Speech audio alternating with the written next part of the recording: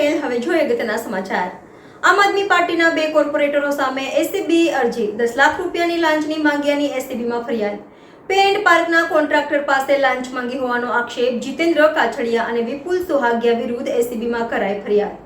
Pant પાર્કના કોન્ટ્રાક્ટરે CCTV footage અને audio recording સહિતના પુરાવા એસીબીને સુપ્રત કર્યા।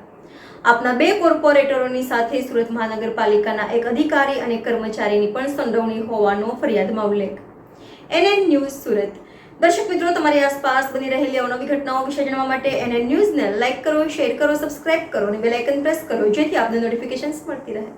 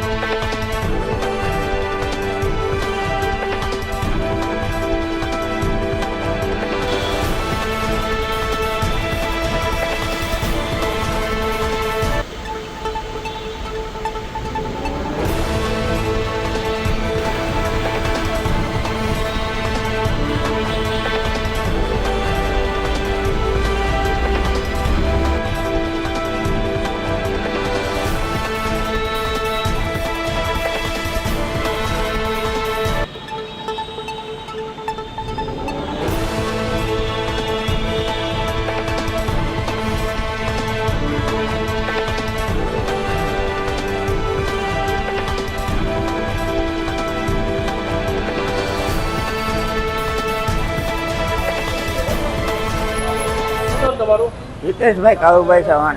हितेशभाई, શું આખી ઘટના બની છે? કેમ તમારે એસીબીમાં ફરિયાદ કરવી પડી?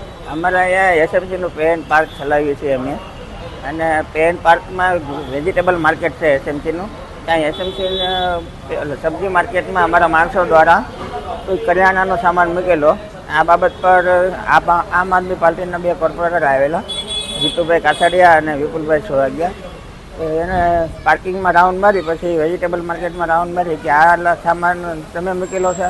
માણસો દ્વારા કહેવામાં આવ્યું કે આ અમારા માણસનો સામાન છે, કે આ તમે અહીંયા ગેરકાયદેસર કબજો કરેલો છે અને તમારી ઉપર આ ગુનો લાગશે ને એ ગુનો લાગશે ને એમ તમે ખંડની આ બધી કલમો લાગશે ને પછી અમે આવી તકરાર કરવા માંડ્યા। પછી અમે એમના મિત્ર અને અન્ય કોન્ટ્રાક્ટર છે એને બોલાવેલા, ભાઈ આ બાબતની તકરાર કરે છે, જરાક તમે આવીને મળેલો ને ભાઈને શું છે। એ ભાઈ એને મળવા ગયા હતા, એને એવું કીધું કે ભાઈ કે પતાવટ માટે 11 લાખ રૂપિયા થશે।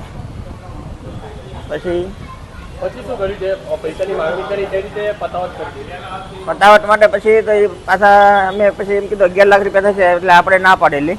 પછી પાછા બપોર પછી પાછા અધિકારીઓને બોલાવ્યા ઝોનમાંથી કે ભાઈ આ લોકોએ અહીંયા કબજો કર્યો છે ને આ છે ને તે છે ને। પછી પાછા ઓલા કોન્ટ્રાક્ટરને બોલાવ્યા, અન્ય કોન્ટ્રાક્ટરને, એને જે વાત કરેલી કે ભાઈ 11 લાખની।